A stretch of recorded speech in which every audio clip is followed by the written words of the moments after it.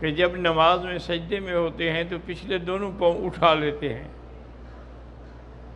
اگر دونوں پاؤں اٹھ جائیں تو حنفی مسلک میں نماز ہی فاسد ہو جاتی ہے، کیونکہ صحیح حدیث ہے حضور صلی اللہ علیہ وسلم کی کہ انسان یسجد علی سبعۃ اعضاء، 7 ہاتھوں پہ وضو کرتا ہے، سجدہ کرتا ہے، کہ 2 ہاتھ ہو گئے، 2 پاؤں ہو گئے اور 1 چہرہ ہو گیا۔ تو اگر اس میں سے ایک چیز بھی اٹھ گئی تو مقصد ہے کہ 7ویں سجدہ نہ ہوا۔ جب 7ویں سجدہ نہ ہوا تو نماز ہی نہ ہوئی۔ ایک تو اس بات کا پورا خیال رکھا کریں، بہت سارے بھائی اس کی پرواہ نہیں کرتے ہیں۔ اور دوسری بات یہ ہے کہ نماز جب شروع ہوتی ہے، عجیب ہم نے دیکھا ہے، بعض لوگ ایسے کھڑے اللہ ایسے کر رہے ہیں، اللہ اکبر کر رہے ہیں، بعض ایسے کان پکڑ کے پھر اللہ اکبر کر دیں گے۔ یہ کوئی مذاق بنایا ہوا ہے انہوں نے، پتہ نہیں ہے کوئی نماز بنائی ہوئی ہے۔ بھائی نماز کے لیے ضروری ہے کہ یہ دونوں انگلیاں بھی بند ہوں اور ان کا رخ بھی کعبے کی طرف ہو، یعنی یہ نہیں کہ یوں کر کے اللہ اکبر کریں، یوں کر کے اس کا رخ کھلی ہوئی بھی نہ ہوں، بند ہوں، اور پھر اور ہاتھ جو ہیں وہ یعنی کانوں کے برابر ہوں، اللہ اکبر، پھر یہ اوپر والا ہاتھ جو ہے اوپر ہو اور نیچے والا نیچے ہو اور وہاں ہاتھ باندھ کے وہ کھڑا ہو۔ تو اگر اس طرح تکبیر آپ نہیں کہیں گے تو بہت سارے دوستوں کو میں نے دیکھا ہے، وہ تو ایسے کھڑے ہونا اللہ اکبر، بس پتہ نہیں کہاں نہ تم نے ہاتھ اٹھائے، نہ تم نے کچھ کیا ہے۔ رفع یدین پہ جھگڑا ہے، اور رفع یدین جو اصل تحریمی ہے اس پر کوئی فکر نہیں ہے۔ تو ایک تو ان چیزوں کا بطور خاص خیال کریں۔ تیسری بات یہ ہے کہ میں نے وہ بھی بہت سارے لوگوں کو دیکھا ہے کہ جب وہ سجدے میں جاتے ہیں نا تو یہ دونوں ہاتھ یوں بچھا لیتے ہیں زمین پہ، حالانکہ حضور نے سخت لفظ فرمائے ہیں، فرمایا کہ ایسے ہاتھ بچھاتے ہیں جیسے کتا ہاتھ بچھاتا ہے، کہ کتا جیسے بیٹھتا ہے نا یہ بھی اسی طرح ہاتھ ڈالتے، ہاتھ یہ زمین پہ یہ ہاتھ ہوں لیکن یہ آپ کے بازو اٹھے ہوئے ہوں، زمین پر نہ پڑے ہوں، اور دوسرا ان کا رخ جو ہے وہ بھی اسی طرح ہو، ان کا رخ یہ نہیں کہ کبھی ادھر ہو کبھی ادھر ہو، اور اسی طرح جب نماز میں کھڑے ہوں تو پاؤں کا رخ جو ہے وہ بھی قبلے کی طرف ہو۔ ہمارے بہت سارے ساتھی آتے ہیں نا کہ ایک پاؤں ادھر ہے ایک پاؤں ادھر ہے اور پھر اللہ اکبر کر رہے ہیں، یہ نماز پڑھنے کا صحیح طریقہ نہیں ہے۔ اہم چیز یہ ہے کہ تمام عبادات میں سے اہم عبادت نماز ہے، اسی لیے حدیث میں ہے کہ قیامت والے دن سب سے پہلے سوال جو ہے وہ نماز کے بارے میں ہوگا۔ نماز اتنی اہم چیز ہے، اور جہاں بھی، اور پھر دوسری بات ہے کہ یاد رکھ لیں، اگر ہو سکے تو میرے ذمہ تو کوشش کرنا ہے، پورے قرآن پاک میں جب بھی قرآن پڑھو نا غور کرو، کسی جگہ اللہ نے یہ نہیں کہا کہ نماز پڑھو، یہ کہا ہے کہ نماز قائم کرو، اقیم الصلاۃ، اقم الصلاۃ، لیقیم الصلاۃ۔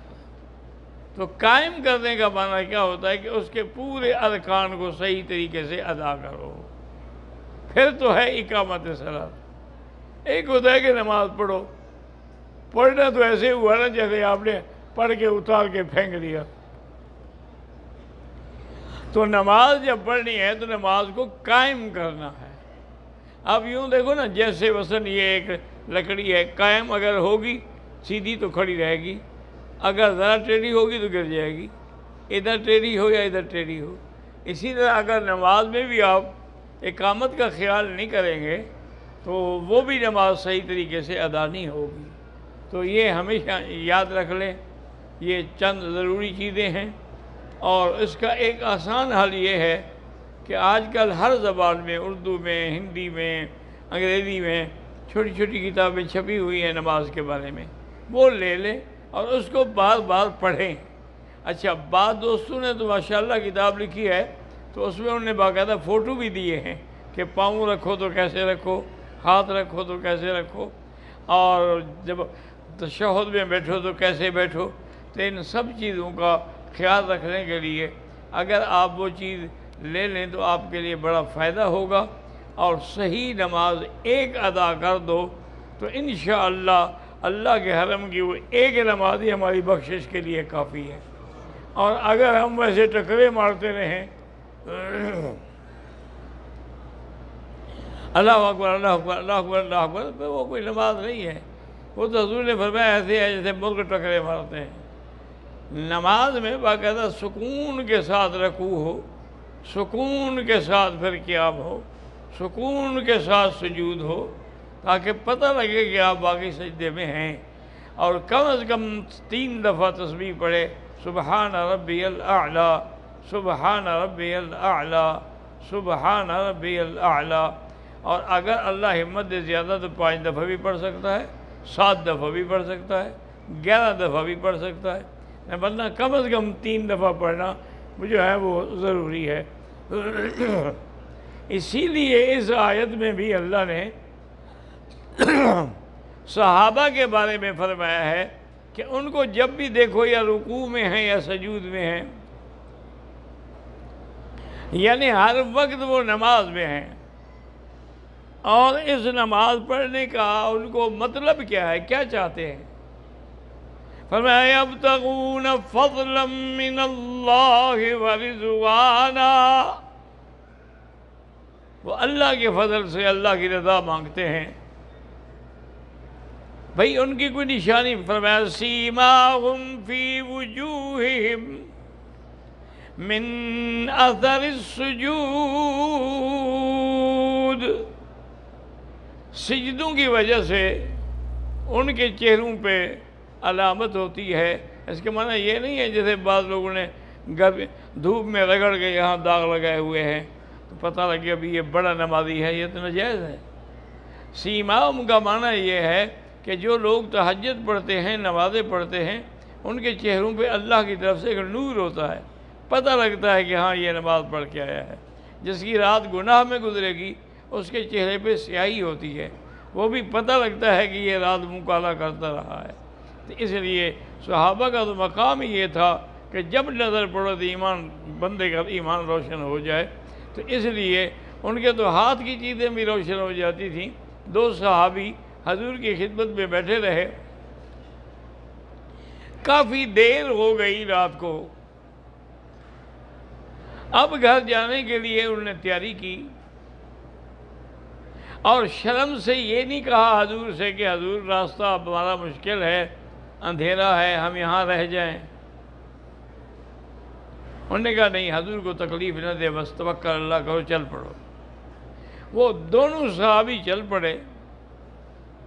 جب مسجد نبوی سے نکلے تو ان کے ہاتھ میں لکڑیاں تھیں نا، وہ ایسے روشن ہو گئی جیسے بیٹری جلتی ہے، اس کی بھی روشن ہو گئی، اس کی بھی روشن ہو گئی۔ پھر وہ آرام سے روشنی میں اپنے گھر کے راستے پہ چلتے رہے۔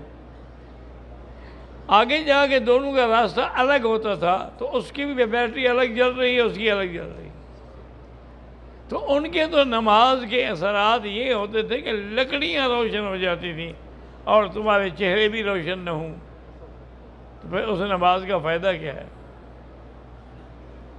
اور ایک چیز میں نے آج دیکھی ہے، میرے بالکل قریب بیٹھے ہوئے تھے ساتھی، کہ نماز جنازہ کھڑی ہے، میرے خیال میں امام دوسری تکبیر میں تھے یا تیسری، وہ بیٹھے ہوئے ہیں۔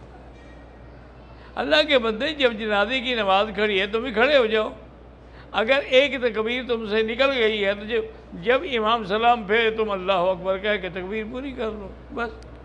2 نکل گئی ہیں تو جلدی سے اللہ اکبر اللہ اکبر السلام علیکم السلام علیکم۔ لیکن جنازے کے ثواب سے محروم ہو جانا، یہ تو بہت بڑی بدقسمتی ہے۔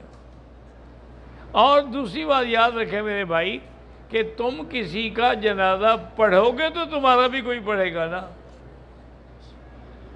اگر تم جنازے میں اور اللہ کے حرم میں کعبۃ اللہ میں جنازہ کھڑا ہے بیٹھے ہوئے ہیں تو یہ بہت بڑے گناہ کی بات ہے۔ مجھے تو چونکہ کچھ پڑھنا ہوتا ہے، اس لیے میں نماز کی کیفیت میں ہوتا ہوں، گویا کہ پہلے نماز پڑھ رہا ہوتا ہوں۔ تو اس لیے یہ حکم نہیں کہ میں سلام پھیر کے جنازے میں مل جاؤں، چونکہ جنازہ فرض کفایہ ہے، کسی ایک نے بھی پڑھ لیا ادا تو ہو جائے گا، لیکن جب ہمیں اور کوئی کام ہی نہیں ہے یہاں تو ہم کیوں نمازیں چھوڑیں؟ ہم جنازہ بھی پڑھیں، ہم تہجد بھی پڑھیں، ہم صبح کو اشراق بھی پڑھیں، اس کے بعد ہم چاش کی نماز بھی پڑھیں، کوئی نماز نہ چھوڑیں، اوابین پڑھیں مغرب کے بعد، تو انشاءاللہ جب آپ جائیں گے تو اپنا دامن جو ہے اللہ کی رحمتوں سے بھر کے لے جائیں گے۔